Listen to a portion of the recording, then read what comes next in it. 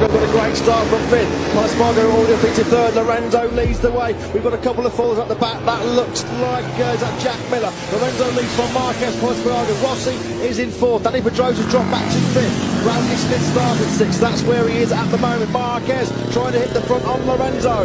Oh, Marquez and Lorenzo. Here goes Paul Espargaro trying to get up the inside of Marquez. You'd think they'd be taking it a little bit more carefully.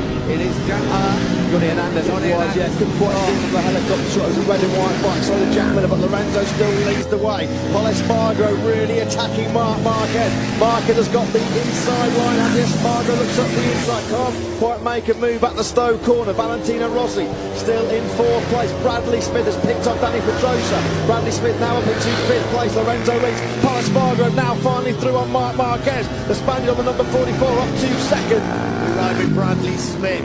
Smith has picked up a place. He's got past Danny Pedrosa. Danny Pedrosa gets past it once again as they come up to the club corner. Right behind Bradley Smith is Cal Crutchlow.